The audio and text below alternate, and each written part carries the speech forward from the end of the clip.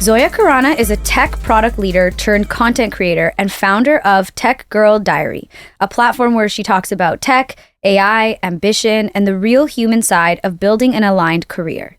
Zoya is passionate about helping women feel more capable and confident in their careers, tech spaces, and where they may not always have seen themselves represented. Zoya, welcome to Think Space. Thank you. Thank you for having me. Of course. I am so excited to have you here. I was like, how am I going to start this podcast? And I feel like we have to start it here. When we met and we learned that we both worked at Future Shop in Victoria. Yo. That's crazy. I was telling my sister about this morning. It's like she sold cameras as well. Yeah. Just in a different location. Crazy. I want to know, okay, like from your perspective, because you've lived in New York and you've lived in Victoria. Obviously, you're from Victoria, but I want to know from your perspective, how did your world open up when you went to New York from Victoria, from the perspective of possibility, ambition, even just like creativity? Like what shifted within you? And I just want to, let's start there. Yeah. I love talking about this because I think people don't really understand unless they've done something like that. And I think the biggest thing for me is really like expanding what I was capable of doing, or what I could do with my life. I think that was the biggest thing. So I think moving to New York and working with, some of the smartest people, ambitious people, being in rooms with them, working under them, working with them, I think that just showed me what I could do as well.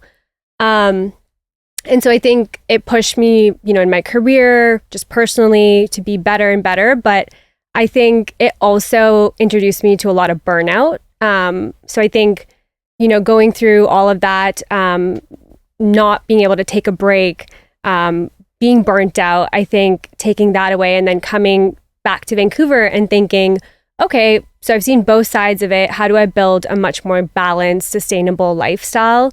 And how do I balance like career with other parts of my life that, I also want to kind of put effort into and celebrate and things like that. So I think it taught me a lot about, ambition and, expanding what I could do, myself, but also just taking care of myself as well. And both of those being important. Okay, let's start at that starting point where you're like, it expanded what I thought was capable. Mm-hmm. What did you originally think was capable? And then what expanded?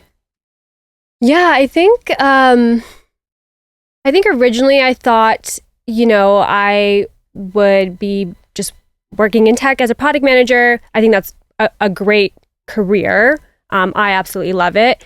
But I think just being in New York, I saw what people were doing even with their careers and taking those and building their own businesses or their side hustles out of those and kind of taking the skills that they've developed in their careers and applying them to their side hustles and eventually building businesses out of them. Mm-hmm. So I think that's what, it helped me really do, is to get to that point. Yeah. My friend, she's a producer friend that I have in New York and her name is Cheyenne. And she was like, New York teaches you that you just don't make enough money. She's like, you can do whatever you want. And she's born and raised in New York. She's like, but you can do whatever you want. She's like, but what it teaches you is that if you want something, you just don't make enough money yet, or you don't have the right resources yet to get there. But there's so much hunger in the air. There's so much of that ambition that you're talking about where it's like, okay, well, how do I get there? And I'm sure that some people say, how do I get there? And other people might feel like overwhelmed and exhausted by that too, right?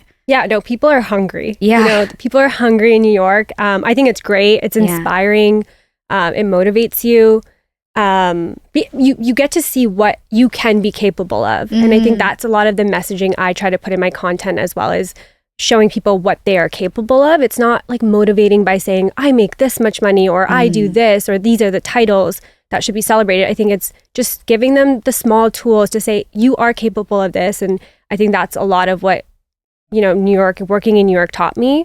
I think when I was in Victoria or Vancouver, looking at these people speaking on stages, building all these amazing tech products, you think they're superheroes or wow, they're brilliant. Mm-hmm. And they are. But then when you work in rooms with them, you realize, no, they're just people who work really hard and keep showing up and keep building upon their skills and their, their careers or just wanting to get better day by day. So I think you just see a different perspective of that. And that shows you, hey, I can also do that. Yeah, I agree. You're just like, okay, like, what are they doing or what do they know that I could then learn or do to get there? Right. But I wanted to double back on something else that you said was you learned a lot about your capability, but it almost sounds like you also learned about your capacity. Mm-hmm. And what was the moment of burnout? Like, what was going on in your life? How did that happen?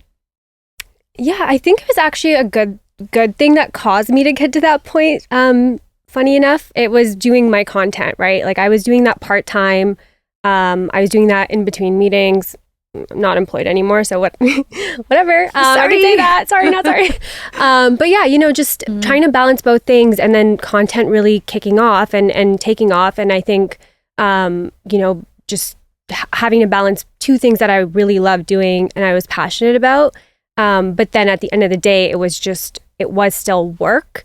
And that left no time for, hobbies or friends or family. And I think even just like taking care of myself. So I think it was really when I just started not having time for those other things and realizing my life wasn't balanced anymore. And I think that's what I was really looking for, is that balance. So yeah, I think you can definitely still be ambitious and, want to build a really fulfilling career, but what else in your life do you seek and want? And I think that's what kind of led me to quitting my job. Mm-hmm.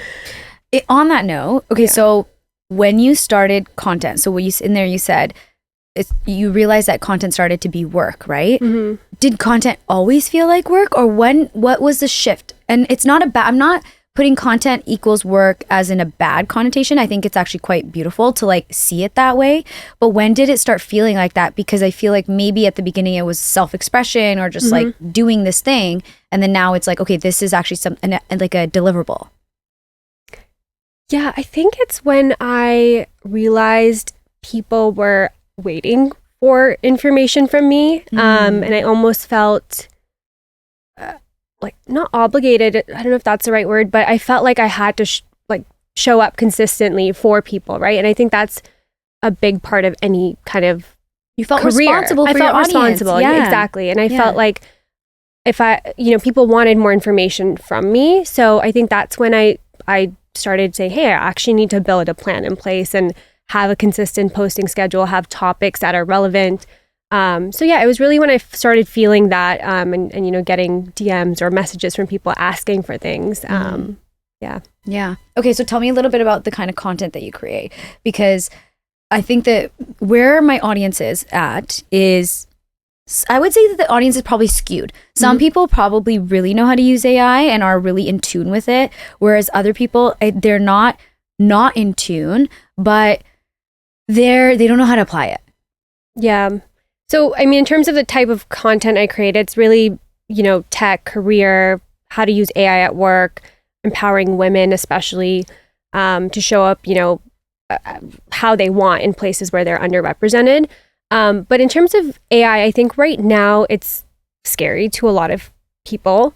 I think we hear a lot of, AI is going to take our jobs. And I think the big thing to remember is that I always go back to is like AI is just making it easier for us to get started. So whether you're building a business or a project, you want to finish a project or whatever you want to do, I think it's making it easier for you to start that. But it's not going to necessarily erase or get rid of the judgment and taste that humans have, right? So that's a beautiful way of putting that. Can you double click on that? Yeah, I think at the end of the day, AI can spit out information.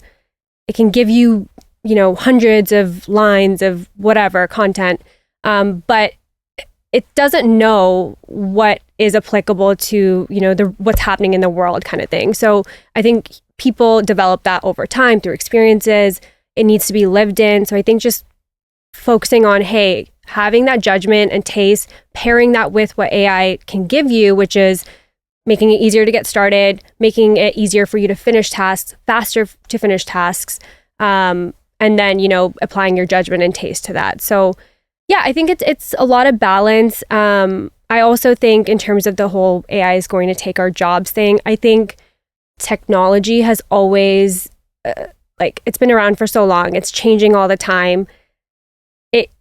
in the past changed a lot more slowly. So it gave people time to catch up, right? But AI is moving so quickly. And I think that's why it is important for people to understand just the basics even. And I think just pick a really small task, for example, whether that's, planning a recipe or... Let's use planning a recipe as an example. So you're craving something savory and you have ingredients in your fridge, but you can't figure out what to make. Take a photo of the ingredients and put it into ChatGPT and say, hey, give me a recipe that'll take 20 minutes to make using these ingredients. And I've never thought about that. No, and I've done it. I'm not even kidding. It's really good. Yeah. I've done it like a couple of times. Yeah. And you get rid of the ingredients in your fridge. You don't have to think about it. Yeah. And at the end of the day, you can still make the judgment on if this sounds yummy to you and you want to make it, right? So it takes away the low level task of the thinking of how to figure out it. Yeah. And it gives you options and then you can pick what you want. So I think just start small and then tinker with it, play around with it. I think people that think that they're going to be fed the information on how to use it, they're behind. Like they're left. I think you just have to do it. What do you mean by that?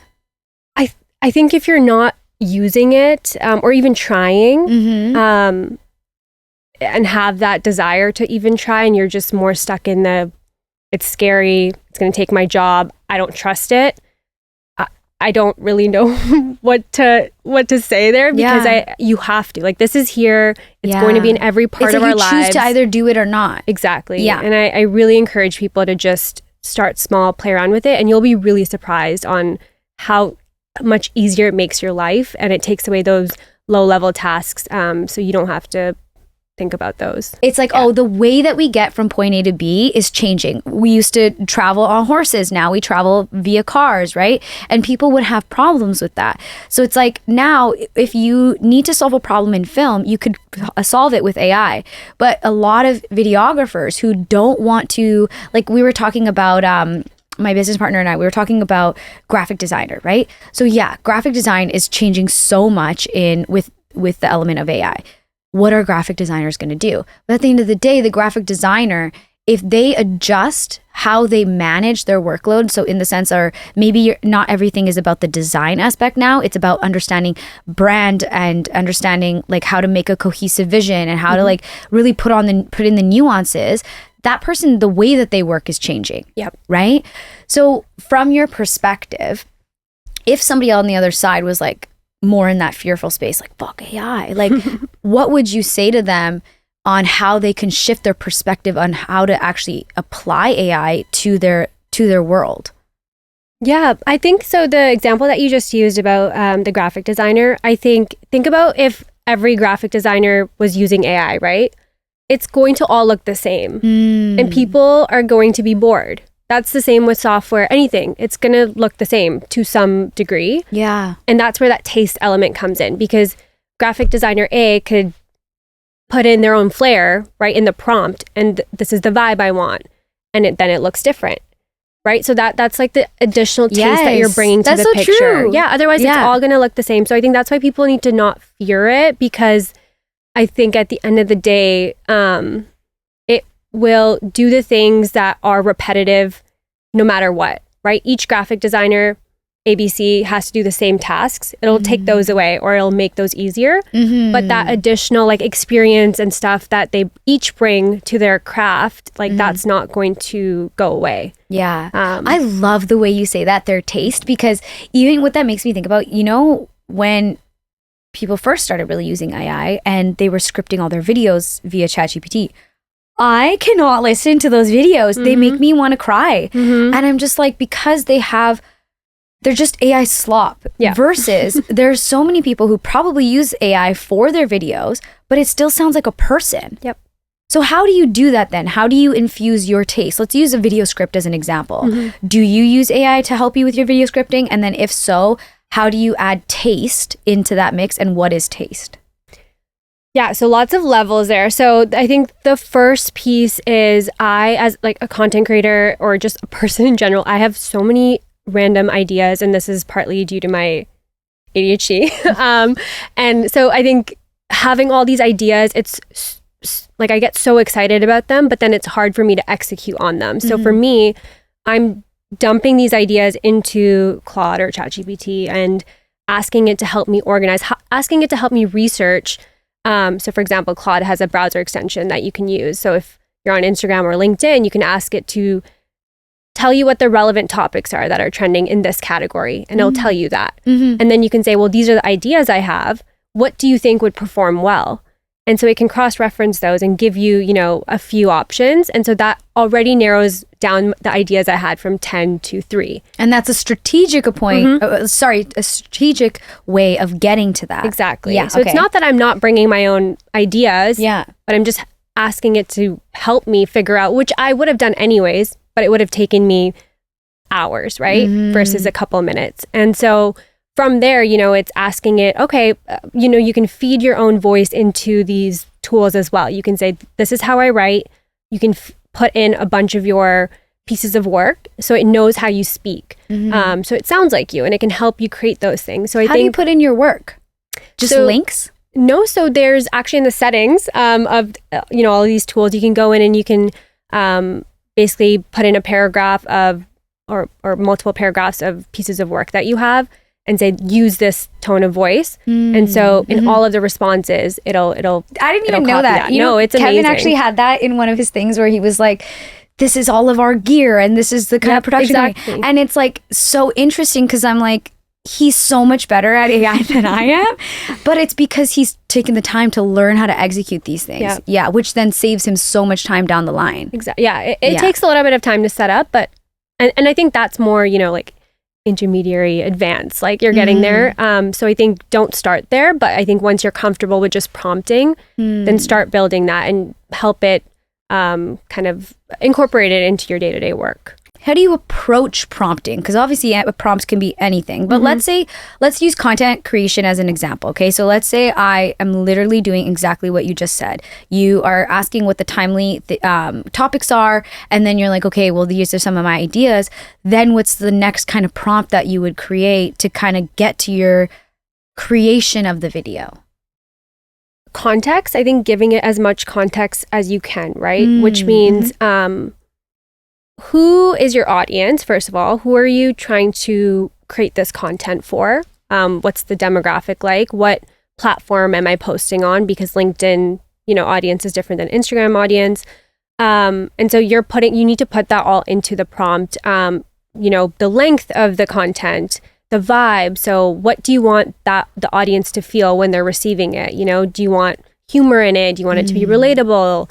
And then also you can prompt it to use historical data that it knows about you. Once it has all that information, it's going to give you the most well-rounded, robust answer. Yeah. And so from there, are you then is it like creating you a script, or are you then taking the idea, the cohesive idea, and then you're adding your own taste to the video? Like when you get to the recording process?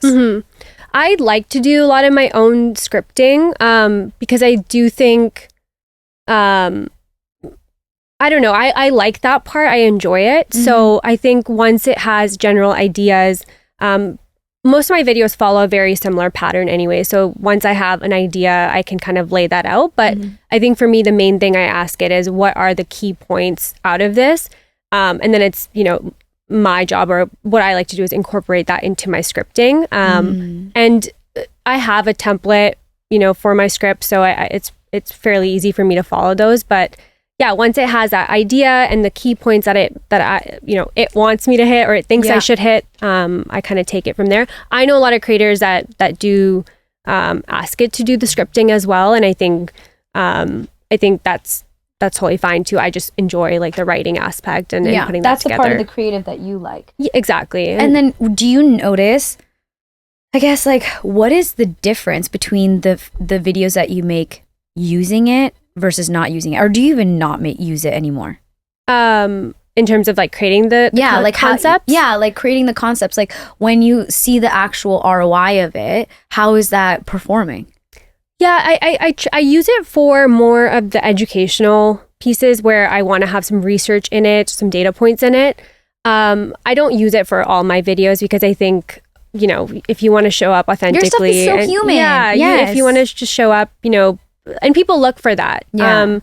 They're following you not really for your content, but it's like you as a person. And so I think if you need to show up authentically, and I think using, for educational pieces where you want that data, you want that to come through, that's totally fine. But for me, I just sometimes do like to just go off the cuff or, whatever is kind of going on in my life. I like to post that. Yeah. Okay. Kind of going off topic, but like as your content I want to know about your content creation journey. Like when you started, what were your intentions and how was that for you? And then as that started to grow, like what was that like for you as the person behind the camera creating the stuff? Like how did that fuel you? What were you thinking? Like what were your goals? Yeah. So I never started off thinking I want to be a content creator. Like a lot of people, I don't think they just kind of fall into it. But I started creating content after I actually moved to New York and started this job, at a fintech, because when I joined this company, I had the worst imposter syndrome because it was such a technical product. And even though I did have some technical chops, it was very just like API heavy. And you're working on top of that with some of the most intelligent people. So a lot of imposter syndrome. I was spending my evenings watching YouTube videos, researching, just like educating myself on a lot of these topics. I've been there. Sometimes you're on a meeting with somebody and they're using an acronym and you're like Googling on the side. Like, yeah. My fingers better work fast here. Yeah, no, like literally that was, it was a stressful period. Lots of like, can I do this?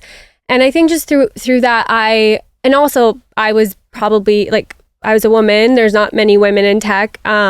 So even if I had a question, I would be nervous about asking it. And I think that was also just like part of my growing journey. Learning how to be in rooms like that are mostly men. That's a huge part of the journey. Exactly. Yeah. And so I think from there, I just started thinking like, wow, okay, if I feel like this, obviously other people do, especially women. And I just started posting content out there about random topics, like little like technical things that for product managers to help them. And I had like some humorous reels that went viral, and from there I just kind of kept posting. But that's kind of how my journey started. And from there I just started adding more and more about my life. And I think once I built the trust in my audience and had a decent following, that's when I started expanding to more lifestyle as well, and kind of opening up the behind the scenes to my life, because then people did want to know who I was as a person. Yeah. When you first started getting those like DMs and people were relating to you, like what were they relating to? I think a lot, like my favorite comments are when people say, oh my God, I didn't know other people felt like that, or oh my God, I didn't, like, I thought I was the only one. Because so many people feel like that. I felt like that, right? And so I think those are my favorite kind of DMs or comments. Because where people feel seen by your content. Yeah, and that's the main goal, is to make people feel seen and understood. But that's what I kind of try to do with all my content. But I think for me, it's when people, say, hey, I'm in a similar position, or hey, I'm trying to break into tech or into product. Like, what do you think I should do? And for me, I give pretty real, like, I don't try to sugarcoat things. Like, if I think someone is far off, like, I will give it to them. I'll say, hey, this is where you're at. This is a realistic picture. If you want to put in the work, this is what you have to do. And I think a lot of people will say, anyone can do it. Anyone can do it. But I think you really do have to be realistic, because the people who want to do it will do it. Yeah. Tell me more about that. She's getting polarizing, baby. Yeah. But it's true, right? Like, even right now, you're having an opinion, and that's probably why you are doing so well online, is because, people think that they want to be lied to. They think that they want to be they think that, but they think that they want their ego stroked.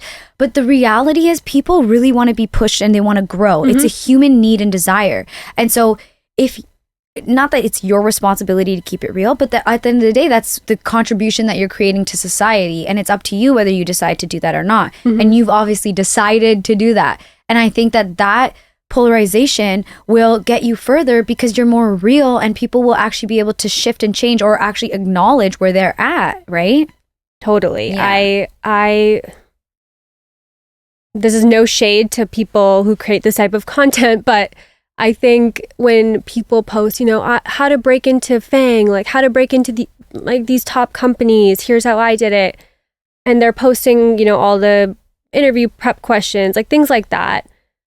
I think people are posting that more for themselves to kind of humble brag a bit, or just say, or just because they know it's going to get a lot of views. People are going to watch that, right? Because people are like, oh, how do I break into it? But when you peel back the layers, it's not realistic. It's not realistic at all. And I think that's where you lose that trust piece. So for me, I'm not even focused on FANG. I'm like, oh, okay, you're a fresh grad and you did software engineering and you want to move to product, for example, or you did an econ degree like I did and you want to move into product or tech. Like, what are the steps you can take? And it's very like small steps that you can take.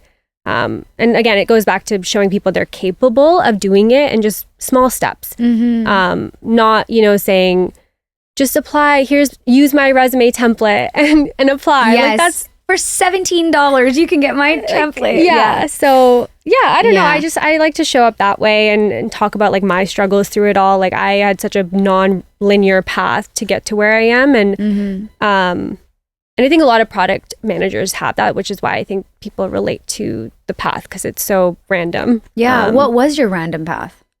So I went to school for econ, worked in finance for a bit after that. And then I had a lot of friends working in tech and it just sounded so fun. And from there I was like, well, how do I break into tech? I have no experience at all. But what I did have was experience working in like finance, in random banks or at like a Forex trading company. And so I was like, okay, I have that experience. Is there a company in tech that, like a fintech, that would value that subject matter expertise? And so that's where I found, a fintech in Vancouver that did a lot of that. And so I use my experience in finance to sell myself versus say, hey, I'm a product manager, I have product experience.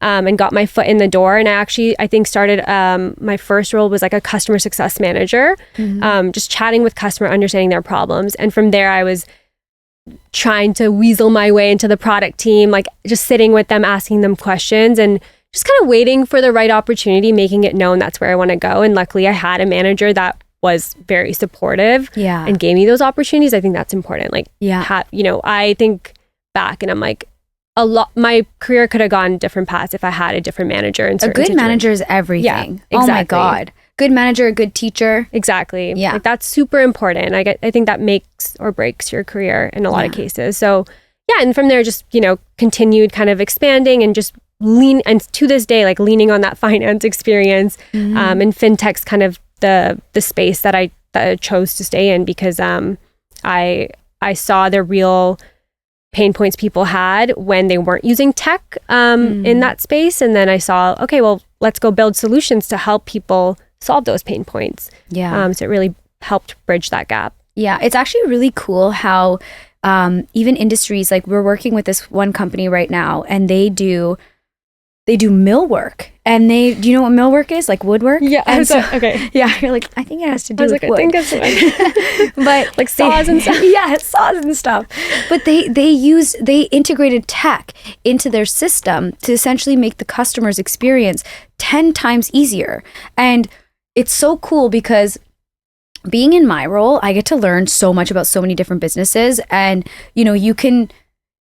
you can see like, is this revolutionary or is this not? What is this, right? And not that it has to be revolutionary, but seeing the way that they use tech and how they kept it human, I was like, wow, these guys have done such a freaking cool job. And like, to me, I feel like this is such a good application of technology, which just made me think of a different question for you. And I was like, I have to ask her this. So a lot of people, there's a lot of rhetoric online where it's like tech can be used to solve real problems in the world versus tech is being used right now to solve creativity when creativity is innately human. When you hear that, like, what are your thoughts? That's an interesting one.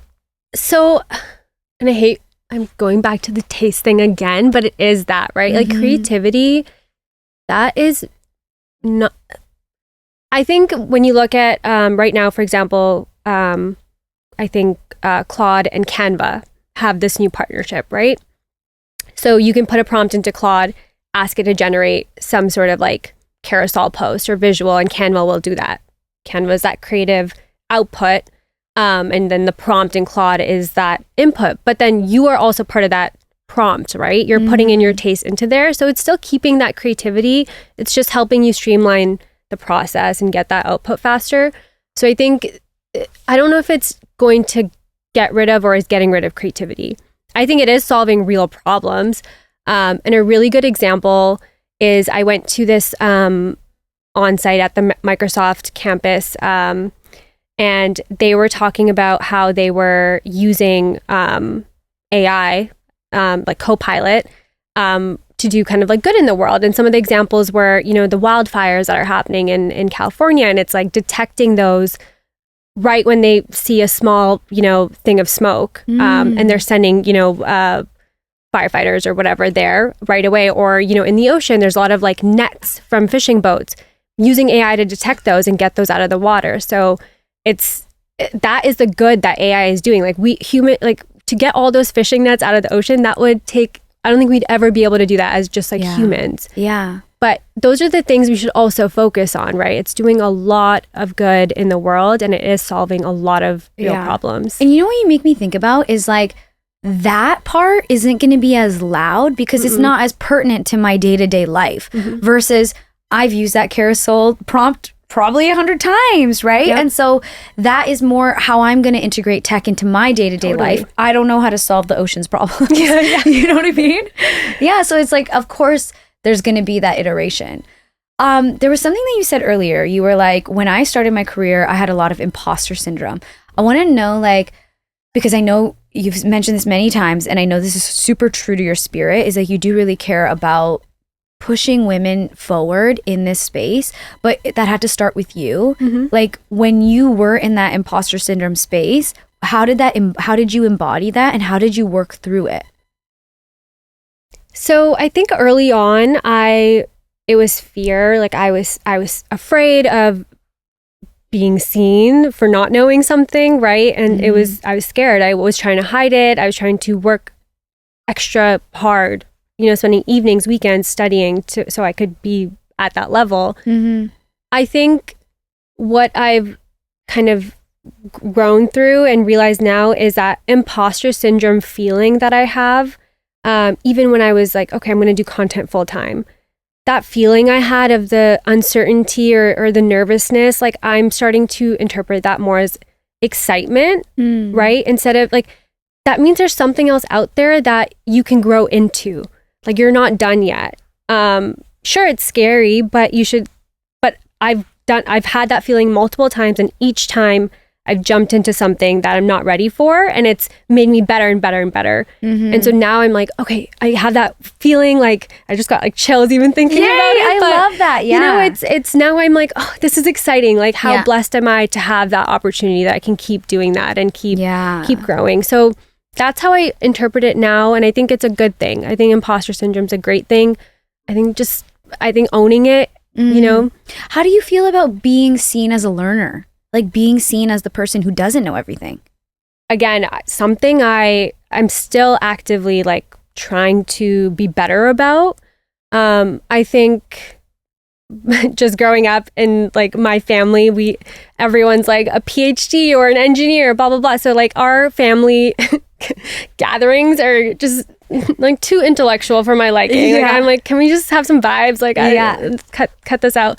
So for me, like a lot of it was like, how do you show up, you know, in that manner? But now I'm kind of like, no, own it. Like if you don't know something, just ask the question. And I actually think that builds a lot of trust with people when you are not afraid to say, hey, oh, sorry, like what is that actually? Or, you know, I think people trust you because they're like, oh, you're not perfect. Like, and you're willing to ask. And you're willing to ask. And I think a leader, something my last manager did really well is she kind of read the room to see, you know, okay, are people unsure about what's being said? And then she would ask the question. Like, even if she knew the answer, she'd be like, wait, sorry, like, what does that actually mean? What a boss.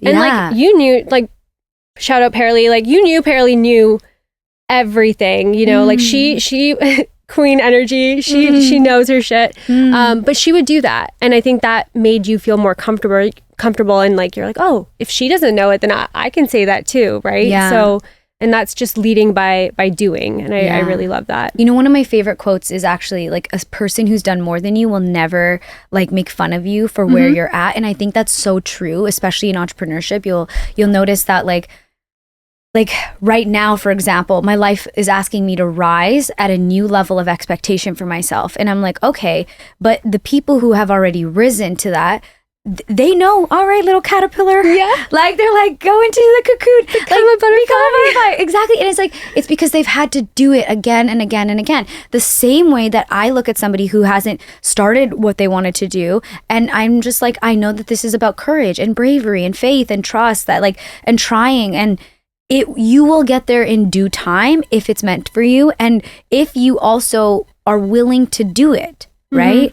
And so it's kind of like you live in this place where you're like, once you've done enough, you realize like the company that you keep is almost better because it's a company full of people who are like, just try. Yep. Yeah. Just do it. Just do it. Like, take that step. 100%. I think, it's just people that have already done what you're kind of going through or on the path to doing, they're only going to cheer you on. And I think be excited for you, right? And want to see you succeed. I think it's the people that look at you and wish they had the courage to take that step that are probably the ones that are going to criticize or whatever, like make fun of it. And you don't need to pay attention to those people. Yeah. Okay. Well, last week we had Neely on the podcast, and she is a baker, and she's popping off on TikTok, and we were talking about hate comments. Have you experienced hate comments? And like, how you're like your face right now? You're like, girl, how did you start to navigate hate comments? I have a diabolical answer. I think they're so funny. I think it's great for engagement. It is great for engagement. I encourage it. Like, go off, because it says a lot more about that person than about me. Like I've gotten it all, and I think at the end of the day, it's A, engagement, B, like I said, it's someone behind a keyboard saying that to you. And it's about them, not you. I think you do need to have thick skin to show up online. Did it take you time to get there, or do you feel like you were there? And it's okay if you were there.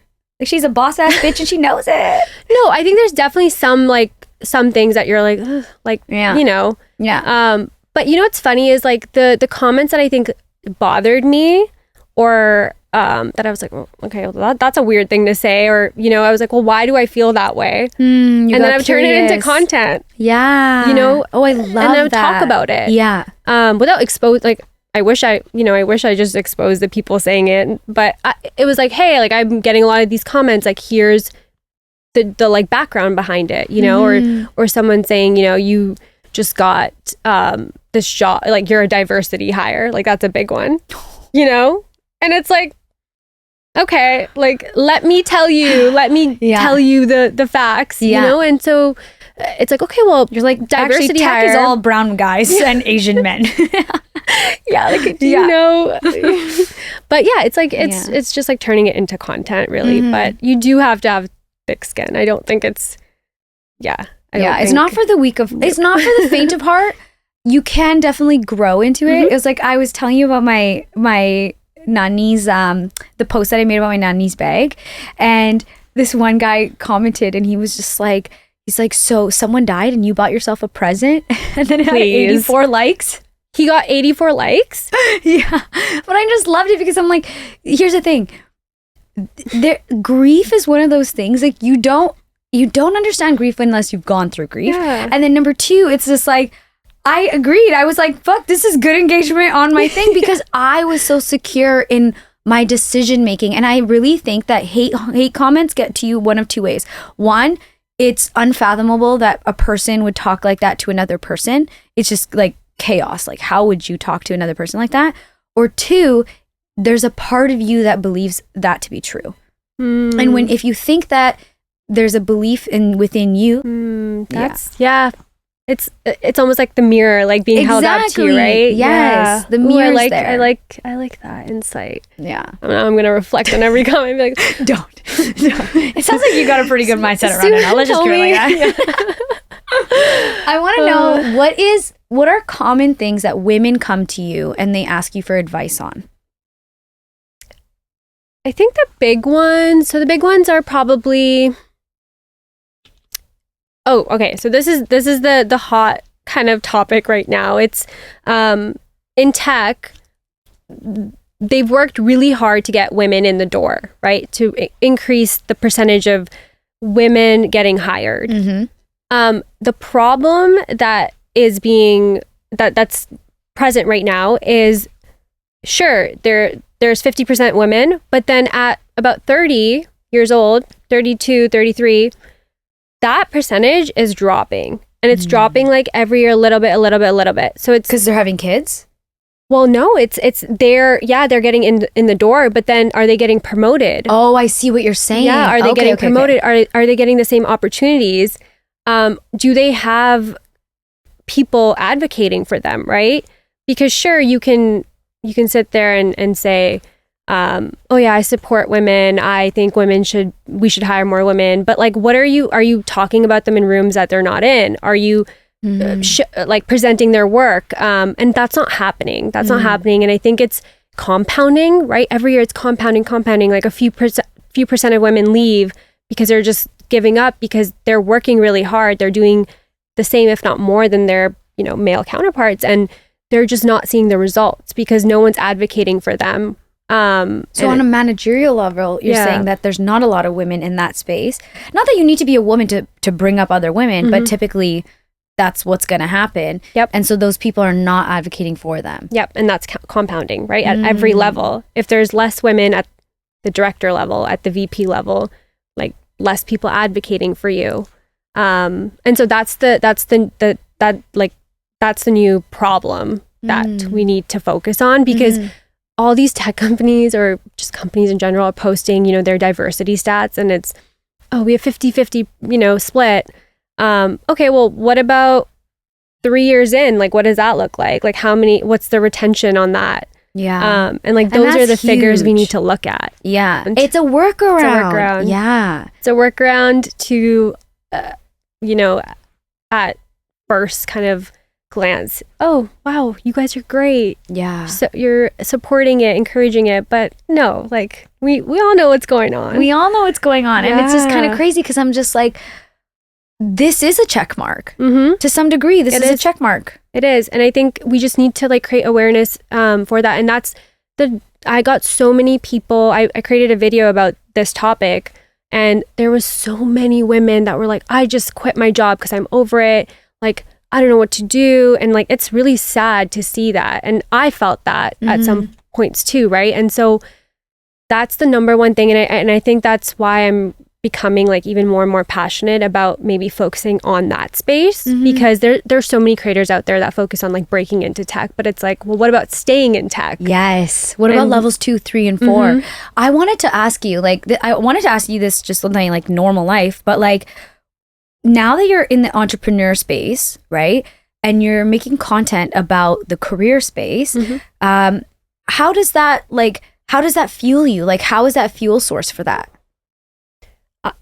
So I thought it was going to be difficult. I really thought, hey, if I'm not doing my, corporate job, how am I going to have inspiration for my content? Yeah. Right. And that's something I still am thinking through a little bit.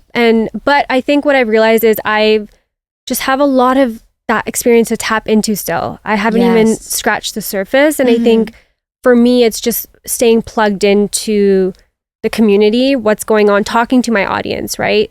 Figuring out like, hey, what's going on with you? Reading whatever is out there.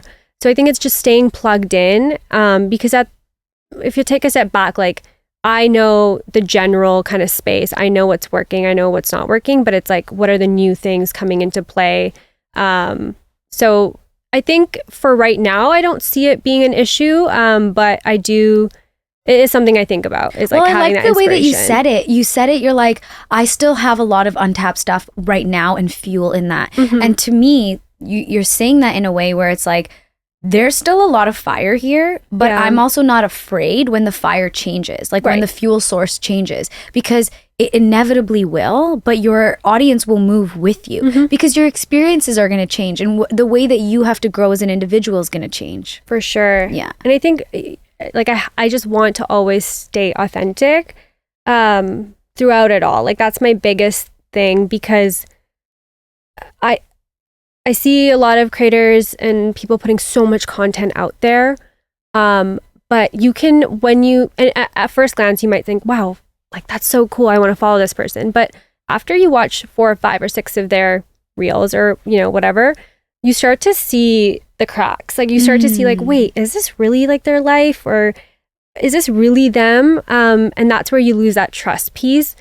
And I almost think it's like, post less content, but make sure like every time you post, it's what you're putting online is reflecting your actual life, because otherwise the cracks will show. Yeah. How do you balance your online life and your real life? Not that they're different, but they're different expressions of you.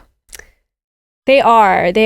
And it's funny because a lot of my friend group is not in tech. So even, like telling them what a product, like what I do for work when I was, working, it was just so like funny to explain it. But I think for me, it's really, and I think I've done a lot of that right now, where I'm bringing more of that balance side to my content, where it's like, okay, be ambitious, have a career, but then also what are the things you can do in parallel to create that balanced life and sustainable life. So I think for me, it's like showing that part of my life, like working out or doing my hobbies, or just like funny everyday like dog random videos. Shit that's going on. And that just shows people like you're a real person, like you have very normal life. You're just posting it online and sharing your experience, and I think that's what people find worth watching. I think some creators get like once they get really big, I think this is natural, but for me, I really try to stay aware of it, where they do lose that relatability aspect, where it's like, well, you're posting like all this designer stuff that you have, all these like crazy trips you're going on, which is great, and like you worked hard for that. But then people stop like following you because they're like, well, I can't relate to that anymore. So like that's what am I getting out of this? Yeah. You know what that makes me think about is like Kanye West. And I think where is he? Like where's Kanye West? What's he doing? But like back in the day, like we all remember we remember word for word, like we can both start a song right now because a part of us felt like we connected with his struggle, even if it wasn't word for word, you know what I mean? Yeah.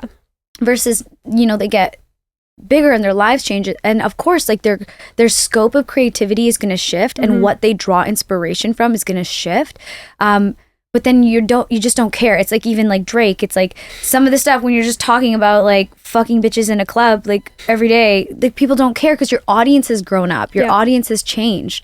And it's not, I don't know, I always wonder, like, is it the artist's responsibility, like the creator, the artist responsibility to stay in alignment with what their audience needs, or is it to stay in alignment with who they truly are and draw inspiration from what they need? You know what I mean? Yeah. What is like Drake still doing that? Like, yeah. Is he, like, well, 40? I mean, that's really, I'm like, are you really still in clubs like fucking bitches? Like, I don't like, know, because if you are, then then that's you. But are you just creating those songs because you think that? Like I think Justin Bieber, love him, but he's a great example of this because his art and his songs have evolved with him. They are different. Yes. And that's why he has such a loyal, I think, fan base, because it's, I loved him when he sang Baby, and I love him now with, Hallelujah. Yeah. Because it is like he's evolved and he's sharing his life with us. Yeah. Like he feels safe to love his woman out loud. Yeah. Yeah. And it's like matured, like his content, what he says, as a person, he's grown. So